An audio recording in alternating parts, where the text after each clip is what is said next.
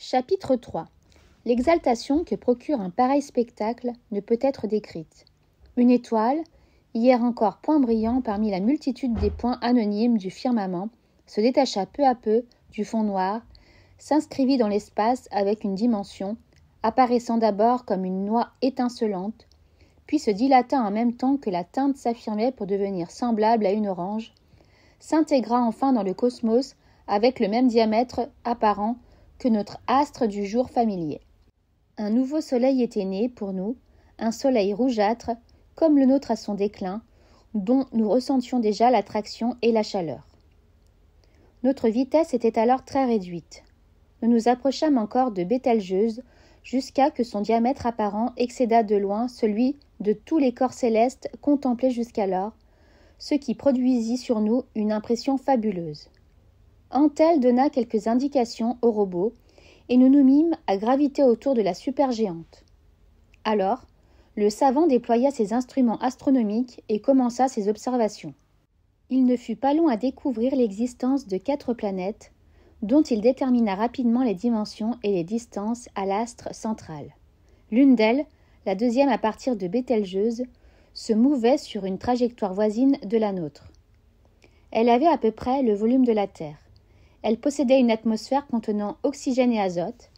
Elle tournait autour de Bételgeuse à une distance égale à 300 fois environ celle de la Terre au Soleil, en recevant un rayonnement comparable à celui que capte notre planète, grâce à la taille de la supergéante et compte tenu de sa température relativement basse.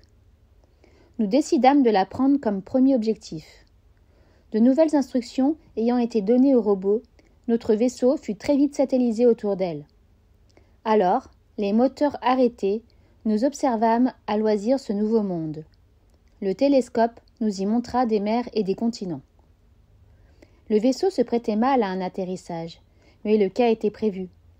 Nous disposions de 3 engins à fusée, beaucoup plus petits, que nous appelions des chaloupes. C'est dans l'un d'eux que nous prîmes place, emportant quelques appareils de mesure et emmenant avec nous Hector, le chimpanzé, qui disposait comme nous d'un scaphandre et avait été habitué à s'en accommoder. Quant à notre navire, nous le laissâmes simplement graviter autour de la planète.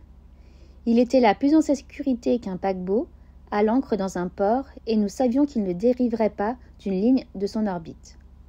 Aborder une planète de cette nature était une manœuvre facile avec notre chaloupe. Dès que nous eûmes pénétré dans les couches denses de l'atmosphère, le professeur Antel préleva des échantillons de l'air extérieur et les analysa. Il leur trouva la même composition que sur la Terre, à une altitude correspondante. Je n'eus guère le temps de réfléchir à cette miraculeuse coïncidence, car le sol approchait rapidement. Nous n'en étions plus qu'à quelques 50 kilomètres, les robots effectuant toutes les opérations. Je n'avais rien d'autre à faire que coller mon visage au hublot et regarder monter vers moi ce monde inconnu, le cœur enflammé par l'exaltation de la découverte. La planète ressemblait étrangement à la Terre. Cette impression s'accentuait à chaque seconde. Je distinguais maintenant à l'œil nu le contour des continents. L'atmosphère était claire, légèrement colorée, d'une teinte vert pâle, tirant par moments sur l'orangé, un peu comme dans notre ciel de Provence au soleil couchant. L'océan était d'un bleu léger, avec également des nuances vertes.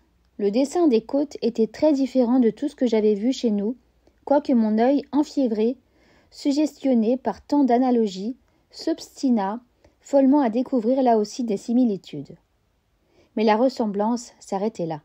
Rien dans la géographie ne rappelait notre ancien ni notre nouveau continent. Rien ?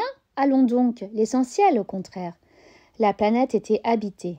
Nous survolions une ville assez grande, d'où rayonnaient des routes bordées d'arbres, sur lesquelles circulaient des véhicules. J'eus le temps d'en distinguer l'architecture générale, de larges rues, des maisons blanches, avec de longues arêtes rectilignes.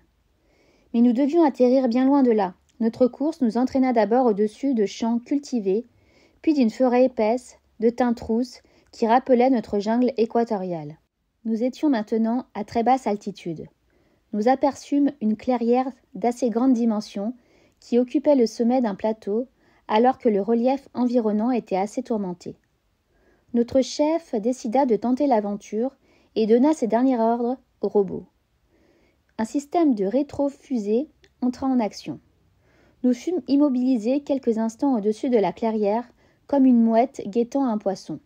Ensuite, 2 années après avoir quitté notre terre, nous descendîmes très doucement et nous nous posâmes sans heurts au centre du plateau, sur une herbe verte qui rappelait celle de nos prairies normandes.